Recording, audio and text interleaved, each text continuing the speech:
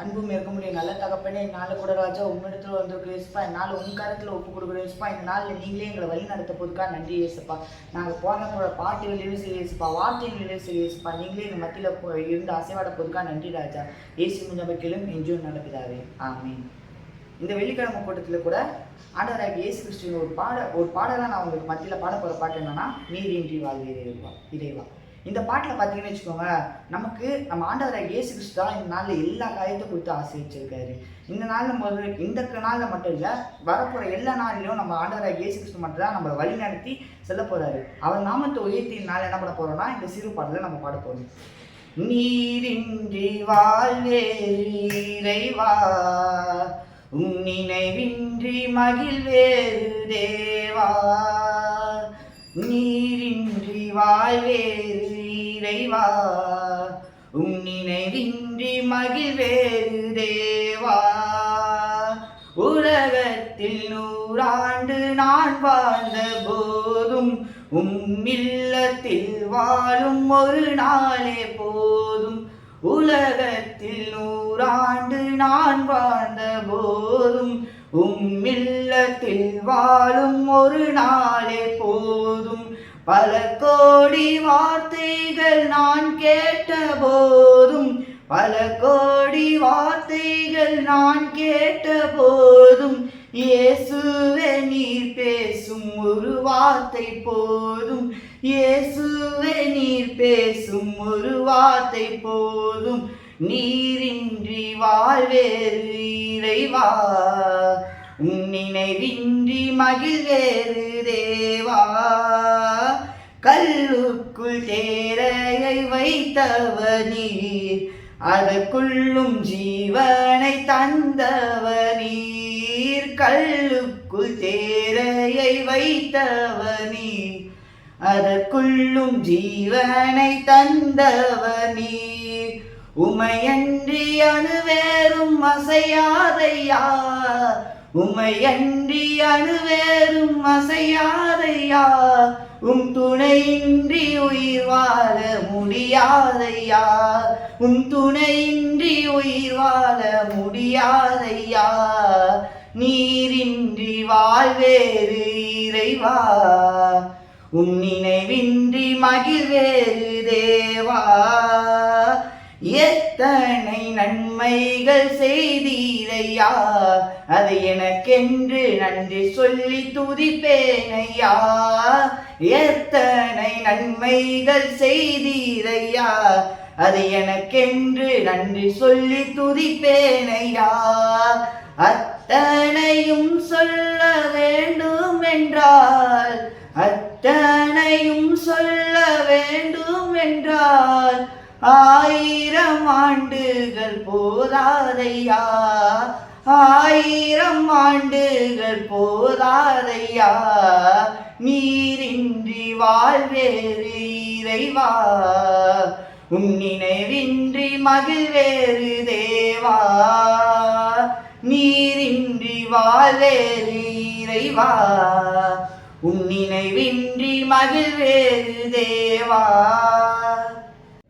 கர்த்தருடைய வார்த்தைக்கு சொல்லுவோம். சகரியா புஸ்தகத்தில் 8வது அதிகாரத்தில் 12வது வசனத்தை வாசிப்போம். விதைப்பு சமாதானம் உள்ளதாய் இருக்கும், திராட்சை செடி தன் கனியை தரும், பூமி தன் பலனை தரும், வானம் தன் பணியை தரும். இந்த ஜனத்தின் மீதியானவர்கள் இதையெல்லாம் சுதந்தரிக்க கட்டளையிடுவேன்.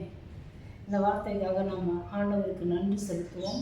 நம்முடைய விதைப்பு சமாதானமாக இருக்கும்படி கர்த்தர் கட்டளையிடுவேன்னு சொல்லியிருக்கிறார். அதனால் கர்த்தர் தாமே இந்த வேலையில் நம்மோடு கூட பேசட்டும். இந்த வேதத்தில் உள்ள அதிசயங்களை எல்லாம் தியானிக்கும்படிக்கு அவர் நமக்கு உதவி செய்யும்படிக்கு ஒப்பு கொடுக்கும். நம்ம தொடர்ச்சியாக பார்த்து கொண்டிருக்கிற விதைப்பும் மதிப்பும் இந்த காரியங்களில் நம்ம ஏற்கனவே நம்மளுடைய சீசனை தேவன் மாற்றுவார் அப்படின்னு பார்த்தோம். அப்போது இது என்ன காலம், இயேசுவின் காலம் அப்படிங்கிறத பார்த்தோம். அப்போ இயேசுவோட காலமாக இருக்கும் பொழுது இயேசு என்னவெல்லாம் நம்ம வாழ்க்கையில் பண்ண முடியும். முதல்ல நம்ம மகிழ்ச்சியின் காலங்கிறத பார்த்தோம். அப்படியே மகிழ்ச்சியாக நம்ம அப்படியே நம்ம இஷ்டத்துக்கு இருந்துக்கிட்டு போகிறதில்ல, அவரை சிநேகிக்கணும், சிநேகிதத்தின் காலங்கிறதையும் நம்ம பார்த்தோம். அப்போது இதெல்லாம் நம்ம செய்யும் பொழுது, நம்மளுக்கு அவர் சிநேகிதராக இருக்கும் பொழுது நம்ம வாழ்க்கை அப்படியே போயிட்டுருக்காது, சமாதானத்தில் போயிட்டு போவார். இன்னைக்கு அதை தான் பார்க்க போகிறோம். இது சமாதானத்தின் காலம். நம்முடைய விதைப்புக்கு ஏற்ற பலன் நிச்சயமாக உண்டு. சமாதானம் அப்படின்னா என்ன அப்படின்னு பார்த்தா, நமக்கு பிடிச்சதை செஞ்சால் நம்மளுக்கு ஒரு சமாதானம் இருக்கும். இப்போது யாரையாவது போய் நல்லா ஒரு 4 அடி அடித்ததும் நம்மளுக்கு ஒரு நிம்மதி, இப்போதாண்டா எனக்கு சமாதானம் ஆச்சு அப்படிங்கிறமா சொல்லுவோம். அது இல்லை, நம்மளுக்கு பிடிச்சதை பண்ணுறது பேர் சமாதானம் இல்லை. சமாதானம்ங்கிறதுக்கு no war, no violence, no disturbance. இப்போ ரொம்ப பீஸ்ஃபுல்லான ஒரு லைஃப்பை நம்ம வாழணும். இப்போ வேதம் நம்மளுக்கு அதை குறித்து என்ன சொல்லுது அப்படின்னு பார்த்தா, எபிரேய பதத்தில் ஷாலோம்ங்கிற வார்த்தையை கொடுத்துருக்காங்க பாருங்கள். அது ஒவ்வொரு எழுத்துக்கும் ஒவ்வொரு அர்த்தம் இருக்குது. ஷாலோம்ங்கிறதுல ஷின், லாமேத், வாவ், மெம்ங்கிற 4 எழுத்துக்களுடைய அந்த வார்த்தை அது என்ன மீனிங்கில் வருதுன்னு பார்த்தா, ஸ்ட்ராங் டீத்து அது என்ன பண்ணுதுன்னா டெஸ்ட்ராய் பண்ணுது. அடுத்தது ஷெப்பர்ட்ஸ் ஸ்டாஃப், அதாவது கோல், அந்த மேய்ப்பர்கள் வச்சுருப்பாங்களே அந்த கோல், அது வந்து அதிகாரத்தை கொடுக்குது, அத்தாரிட்டின்னு போட்டிருக்கு. அதே போல் அந்த வாவுங்கிற எழுத்து டென்ட் பெக்கு, எப்படி ஒரு சர்க்கஸ் கூடாரத்தை ஒரு பெரிய ஆணி வச்சு அடித்து அதை இணைக்கிறோம் இல்லையா பூமியோட, அது போல் இந்த குழப்பம், இந்த காரியங்கள் வந்து இதோட போய் இதெல்லாம் ஒட்டி இருக்குன்னா இதை உடைக்கணுமா. அப்போது கடைசியாக அந்த மெம்முங்கிற அந்த எழுத்தில் வாட்டர், அதாவது சுனாமினே மொழிபெயர்த்திருக்கிறாங்க பாருங்கள். அந்த அளவுக்கு பெரும் வெள்ளம் போல் நம்மளுக்கு ஒரு பிரச்சனைகள் வரும்பொழுது இந்த ஷாலம்ங்கிற வார்த்தை அதை செய்தான். என்னன்னா, to destroy the authority which is attached to chaos. அப்போது குழப்பங்கள், ஒரு ஒழுங்கற்ற தன்மை, இதெல்லாம் இருக்குது பார்த்தீங்களா, அதெல்லாம் வேரோட உடச்சி எடுக்கிறது தான் இந்த சமாதானம்ங்கிற வார்த்தை. அப்போ நம்ம உலகத்தில் சொல்கிற சாதாரண சமாதானம் கிடையாது, இது தேவ சமாதானம். அதனால தான் நம்மளுடைய சபையை நம்ம என்ன சொல்கிறோம், எருசலேம்ங்கிறது இன்றைக்கி சபையை குறிக்கிற ஒரு வார்த்தை. எருசலேமோட அர்த்தம் நீங்கள் எடுத்து பார்த்தீங்கன்னா சிட்டி ஆஃப் பீஸ், சமாதானத்தில் அது ஒரு தேசமாக இருக்கிறதுங்கிறத பார்க்குறோம். அப்போது நம்மளுக்கு எல்லாமே அதுக்குள்ளே வந்துடுது. Wholeness, wellness, peace, security, welfare, prosperity. அப்போ எல்லா செழிப்பும், நன்மை, ஆசீர்வாதம், சமாதானம், முழுமை, எல்லா பாதுகாப்பும் இந்த வார்த்தைக்குள்ளே அடக்கமாக இருக்குது. அதனால தான் தேவன் என்ன பண்ணுறாரு, உலகம் கொடுக்குற சமாதானத்தை நான் உங்களுக்கு தரல, என்னுடைய சமாதானத்தையே உங்களுக்கு தரேன் அப்படிங்கிறார். அந்த பகுதியில் நம்ம பார்த்துருக்கோம் ஏற்கனவே. ஏசாயா 56:7 பார்த்தோம்.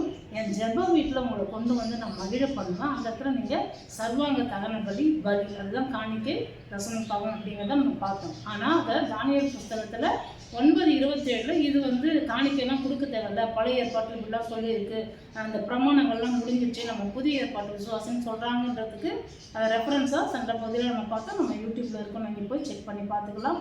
அதே போல் நம்ம தேவ சமூகத்தில் வந்துட்டு சமாதானத்தை கேட்டால் கண்டிப்பாக அவர் வழியில் நம்ம நடக்கணும். ஏன்னா அவர் நடத்துகிற வழியில் தான் நமக்கு அவருடைய சமாதானம் உண்டாகும் அப்படிங்கிறத நம்ம புரிஞ்சுக்கணும்.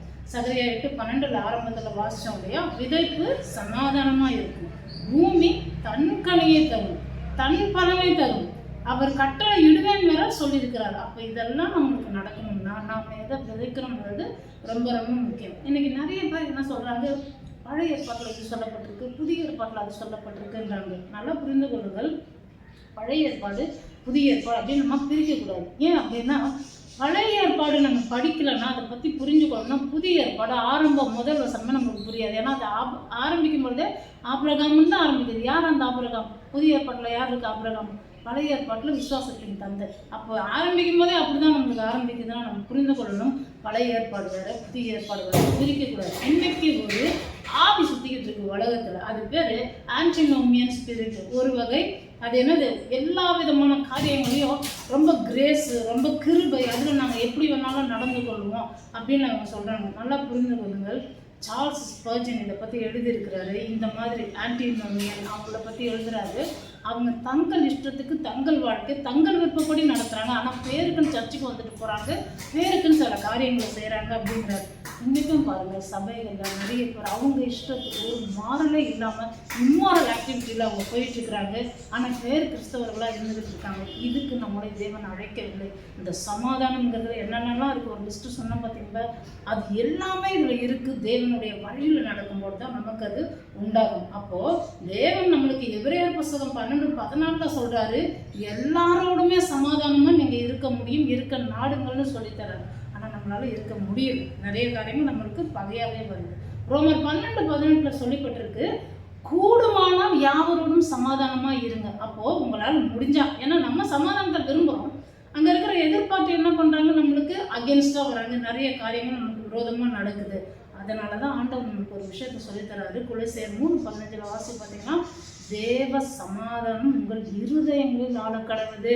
உங்கள் இருதயம், உங்கள் உடம்போட மையப்பகுதி இருதயம், இந்த இருதயத்தில் தேவ சமாதானம் வந்துடுச்சுன்னா கட்டாயமாக உங்களால் அந்த சமாதானத்தில் நடக்க முடியும். ஏன்னா சமாதானங்கிறது உலகம் கொடுக்கறது இல்லை, உலகம் விரும்புகிற காரியம் இல்லை. நம்ம தேவனே நம்மளுக்குள்ள வாசம் செய்து நம்மளை நடத்துகிற ஒரு காரியம். அப்பேற்பட்ட சமாதானம் அப்படிங்கிறத நம்ம புரிந்து கொள்ளணும். அப்போ நாம் அவருக்காக வாழணும், அவர் வழியில் நடக்கணும், அவர் வைத்த விதிகள் அதிலெல்லாம் ஃபாலோ பண்ணணும். இந்த பிரமாணம் இது நான் ஏன் கடைப்பிடிக்கணும், இதை ஏன் நான் செய்யணும் அப்படின்னு அந்த பேச்சுக்கே இங்கே இடம் இல்லை. பாருங்கள், ஒரு தகப்பன் இருக்கிறாருன்னா தன் பிள்ளைகளை நடக்கும்பொழுது அப்பா சொல் பேச்சை கேட்டு நடக்கும் பொழுது அப்பா என்னெல்லாம் எக்ஸ்பீரியன்ஸ் பண்ணாங்க, இதெல்லாம் அவங்களால தவிர்க்க முடியும், எதெல்லாம் அவங்க வாழ முடியும். அப்போ நமக்கு ஒரு முன்னோடியாக இருக்காங்க. இயேசு கிறிஸ்து நமக்கு ஒரு முன்னோடியாக இருக்கிறாருங்கிறத நம்ம புரிந்து கொள்கிறோம். அப்போ தசம பாகம் காணிக்கை கொடுக்கும்போது என்ன பண்ணுறோம், நம்ம we prove that God gave me this to honor him.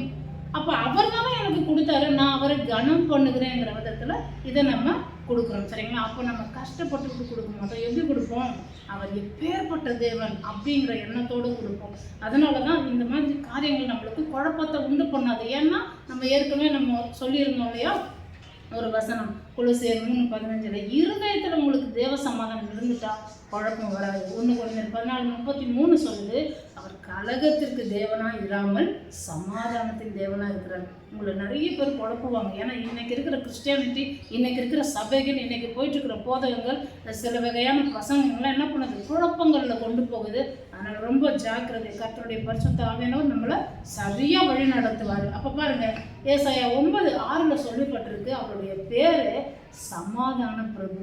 அந்த சமாதான பிரபு வந்தால் நம்ம சமாதானமாக தானே இருப்போம். நம்மளுக்கு எப்படி குழப்பம் வரும், நம்மளுக்கு எப்படி இந்த காரியங்கள் இதையா நான் செய்யணும், இதையா செய்யக்கூடாது அப்படிங்கிற எண்ணமே இங்கே கிடையாது. பாருங்க, நீதிமொழிகள் 16:7 ரொம்ப அருமையாக சொல்லியிருக்கு. நான் என்னுடைய வாழ்க்கையில் இதை ரொம்பவே எக்ஸ்பீரியன்ஸ் பண்ணியிருக்கிறேன், ரொம்ப அனுபவிச்சிருக்கிறேன். அதில் சொல்லப்பட்டிருக்கு, ஒருவனுடைய வழிகள் கர்த்தருக்கு பிரியமாக இருந்தால் அவனுடைய சத்துருக்கள் அவனோடு சமாதானமாகும்படி செய்வார். சத்துருக்களையே சமாதானமாக்குற சமாதான பிரபு, சமாதானத்தின் தேவன் நம்ம இருதயத்தில் சமாதானத்தை கொடுத்து இருதயத்தில் சமாதானத்தை ஆளுகை செய்ய வைக்கிற அவர்.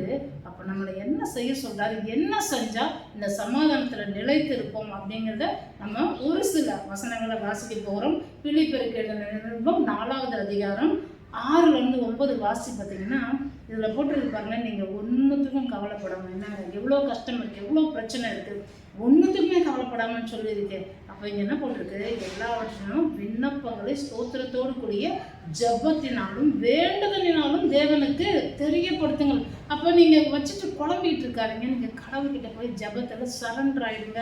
அதை தான் பார்த்துக்கிட்டு இருக்கோம், ஜபத்தில் எப்படியெல்லாம் நம்ம வரணுங்கிறது. அப்போ ஆண்டவர்கிட்ட நீங்கள் கொடுத்துருங்க, அவருக்கு தெரியப்படுத்துங்க. தெரியப்படுத்துங்கன்னா என்னது, ஆண்டவரே என்கிட்ட இவ்வளோ தான் இருக்குது, உங்களுக்கு தெரியுமா? இல்லை, உங்களுக்கு எவ்வளோ இருக்குன்னு அவருக்கு தெரியும். நீங்கள் என்ன சொல்லணும், எனக்கு இவ்வளோ தேவை இருக்குது, இவ்வளோ காரியங்கள் இருக்குது, நான் இதெல்லாம் உங்கள் சித்தத்தின்படி செய்ய விரும்புகிறேன், இதில் உங்களுடைய உதவி எனக்கு தேவை, எனக்கு சமாதானம் தேவைன்னு நீங்கள் கேட்டு பாருங்கள். கர்த்தர் நிச்சயமாக அதை கொடுப்பாரு. அப்படி நம்ம தெரியப்படுத்தும் பொழுது 7வது வசனம் சொல்லியிருக்கு, எல்லா புத்திக்கும் மேலான தேவ சமாதானம், நம்ம கற்பனைக்கு எட்ட முடியாத அளவுக்கு தேவ சமாதானம் நம்மளை ஆட்கொள்ளும். ஒரு முறை அப்படிதான் நிறைய காரியங்கள் குழப்பங்கள் அப்படியெல்லாம் வரும்பொழுது நான் ரொம்ப மனம் உடைஞ்சி போய் கிட்டத்தட்ட 3 மாதம் ரொம்ப உட்கார்ந்துருக்கும்போது, அப்போ ஆண்டவரே நீங்கள் உம்முடைய தயவனால் என்னை நிரப்பும்போது அவருடைய மகிமையினால் அதுக்கப்புறம் எனக்கு எப்படிப்பட்ட எதிர்ப்புகள் வந்தாலும் என்னால் சமாளிக்க முடியுது, என்னால் அந்த சமாதானத்தோடு அதை பார்க்க முடியுது. அதுக்கு முன்னாடி நான் அப்படி இல்லை. அதனால தான் நம்ம புரிந்து கொள்ளணும், தேவனிடத்தில் தெரியப்படுத்தி விட்டார். தேவன் என்ன பண்ணுறாரு, நம்ம புத்திக்கு எட்ட முடியாத அளவுக்கு ஒரு தெய்வீக சமாதானத்தை நம்மளுக்கு தராரு. அதுக்கு நம்ம என்ன பண்ண தெரியுமா, இது ஒரு பெரிய லிஸ்ட் இருக்குது, அவ்வளோ நேரம் நம்மளுக்கு இல்லை. நீங்கள் வீட்டில் வாசிங்க, ஒவ்வொன்றா இருக்குது பாருங்கள். 8வது வசனத்தில் இத்தனை லிஸ்ட்டை கொடுத்துருக்காரு, இதையே சிந்தித்து கொண்டிரு, இதையே நீ பாரு, அப்போது சமாதானத்தின் தேவன் உன்னோடு கூட இருப்பார். நீ வேற எதை பற்றியும் யோசிக்காத, நெகட்டிவாக யோசிக்காத. இதில் என்ன சொல்லியிருக்கோ ஒவ்வொரு கிறிஸ்தவனும் ஃபாலோ பண்ண வேண்டிய ஒரு காரியம் ரொம்ப தெளிவாக இதில் நம்மளுக்கு அவர் சொல்லி தந்திருக்காரு பாருங்க. அதனால் இதை மனதில் வைத்துக்கொண்டு நாம் ஜெபித்து நிறைவு செய்வோம். அன்பு மிரக்கமுள்ள நல்ல பிதாவே, இயேசுவின் நாமத்தினாலே நம்மிடத்தில் வருது நன்றி செலுத்துகிறோம். இப்பேற்பட்ட தயவுள்ள தேவன் சர்வ வல்லமையுள்ள ஆண்டவரை, சமாதானத்தின் கர்த்தரை, சமாதான பிரபுவாய் எங்கள் இருதயங்களிலே சமாதானம் ஆளுகை செய்யும்படிக்கு நீர்தாமே எங்கள் மத்தியிலே உலாவுகிறீர்கள். அதற்காக நன்றி. இந்த விதைப்பும் மறுப்பும் தொடர்ந்து ஆண்டவரை நீர் பேசி கொண்டிருக்கிறீர்கள். உங்களுடைய அதிசயமான காரியங்களை பார்க்கும்படிக்கு நாங்கள் எதை சிந்திக்க வேண்டுமோ அதை மாத்திரமே சிந்தித்து உங்களுடைய கரங்களிலே ஒப்புக் கொடுக்கும் பொழுது, ஜெபத்திலே, வேண்டுதலிலே, விண்ணப்பங்களிலே உம்மிடத்திலே தெரியப்படுத்தும் பொழுது, தேவ சமாதானம் எங்களை ஆண்டு கொள்ளும் பொழுது அப்பொழுது எங்களுடைய விதைப்பு சமாதானமாக இருக்கும் என்கிறதை நாங்கள் பார்த்தோம். இதை கேட்டுக்கொண்டிருக்கிற, பார்த்து கொண்டிருக்கிற, கவனித்துக் கொண்டிருக்கிற ஒவ்வொரு பிள்ளைகளின் இயேசுவின் நாமத்தினாலே ஆசீர்வதிக்கிறேன் ஆண்டவரே. தேவரீர் இவர்களுக்கு என்னென்ன குழப்பங்கள் இருக்கிறதோ இயேசுவின் நாமத்தினாலே இப்பொழுதே அவைகள் எல்லாம் வேரோடு அற்று போகட்டும் ஆண்டவரே. சமாதானமானது எப்பேற்பட்ட ஒரு நன்மையை கொண்டு வருகிறது, ஆசீர்வாதத்தை கொண்டு வருகிறது என்ற வார்த்தைகளை நாங்கள் இப்பொழுது வாசித்தோமே. அதற்காக நாங்கள் நன்றி செலுத்துகிறோம். இவர்களுடைய இருதயங்களிலே தெய்வீக சமாதானம் ஆளுகை செய்யட்டும். தொடர்ந்து இவர்கள் கிறிஸ்துவுக்குள்ளே மேன்மை பாராட்டி ஆண்டவரை உமக்கே சாட்சியாக நிற்கட்டும். இயேசுவின் நாமத்தினாலே ஜெபித்து ஆசீர்வதித்து ஒப்புக்கொடுக்கிறேன் பிதாவே, ஆமென். நம்முடைய கர்த்தராகிய இயேசு கிறிஸ்துவின் கிருபையும், பிதாவாகிய தேவனுடைய அன்பும், பரிசுத்தமுள்ள ஆவியானவருடைய ஐக்கியமும், சந்தோஷமும், சமாதானமும் இப்பொழுதும் எப்பொழுதும் சதா காலமும் நம் ஆண்டவரும் இரட்சகரும் ஆகிய இயேசு கிறிஸ்துவின் 2ஆம் வருகை மட்டும் நம்மோடு கூடவே இருப்பதாக. ஆமென்.